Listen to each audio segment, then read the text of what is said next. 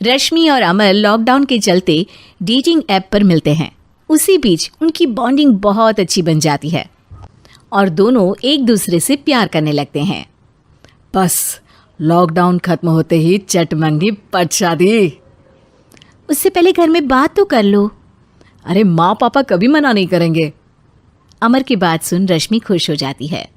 ऐसे ही दिन बीतते हैं और देखते ही देखते लॉकडाउन खुल जाता है, जिसके अगले ही दिन अमर अपने परिवार के साथ रिश्ता लेकर रश्मि के घर पहुंच जाता है।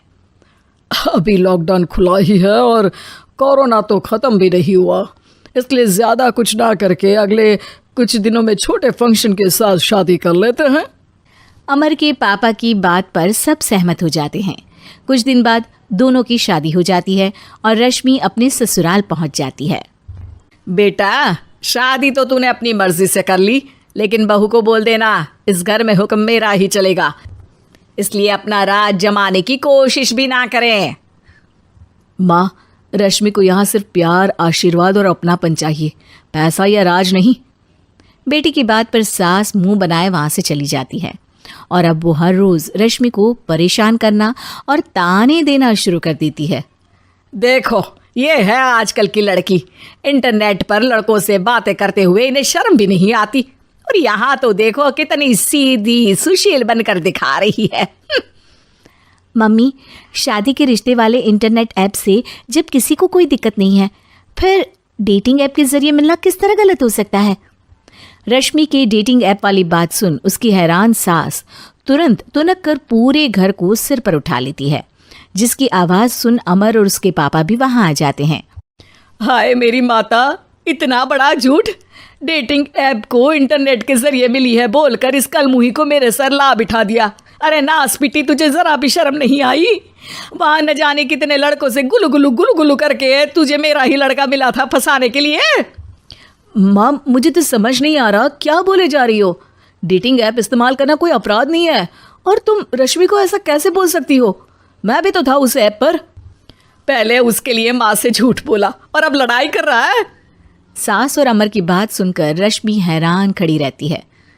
अमर, तुमने घर में झूठ क्यों बोला? ये सब देख रही हो ना, इसी की वजह से झूठ बोलना पड़ा। एक तरफ अमर और रश्मि की ये बात चल रही होती है, वहीं दूसरी तरफ सास का नॉन स्टॉप क्लेश सबको परेशान कर देता है। सब एकदम चुप, जो हुआ सो हुआ, अब मुझे कुछ ना सुनाई दे। पति की बात सुन सास चुप होकर वहां से चली जाती है, लेकिन अब वो रश्मि के सिर दुनिया भर के सारे काम डालकर उसका जीना पहले से भी ज्यादा मुश्किल कर देती है। मम्मी, मैं आपका गुस्सा समझ सकती हूँ, आपको जो करना है कर लीजिए, मैं कभी कुछ नहीं बोलूँगी। उम्मीद है किसी दिन तो आपका गुस्सा शांत होगा और नफरत प्यार में बदलेगी। रश्मि की अच्छाई को उसका नाटक समझकर सास गुस्से के 7वें आसमान पर चढ़ जाती है और उसी शाम रश्मि को नीचा दिखाने के लिए अपनी सहेलियों को घर बुलाकर उसकी बुराइयां करने लगती है। अरे कौशल्या, क्या बताऊं, आजकल के बच्चे ना बहुत एडवांस हो गए हैं।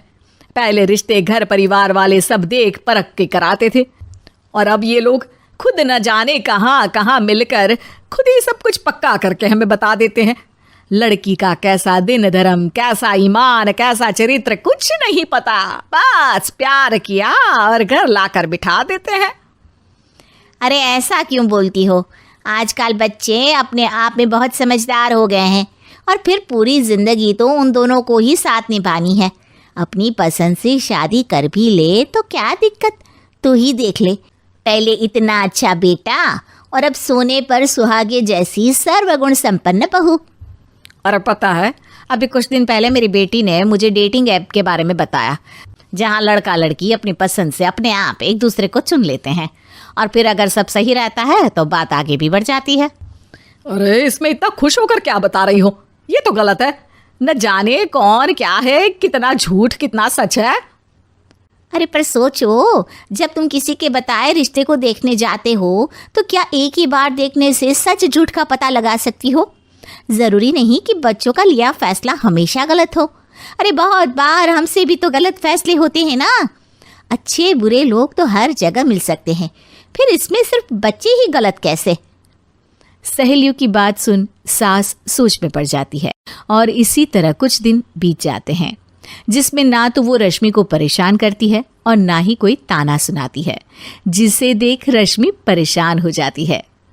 मम्मी, आपकी तबीयत तो ठीक है ना? कुछ दिनों से देख रही हूँ आप मुझे कुछ बोलती ही नहीं। तो मेरा परेशान करना ज्यादा अच्छा लगता है क्या?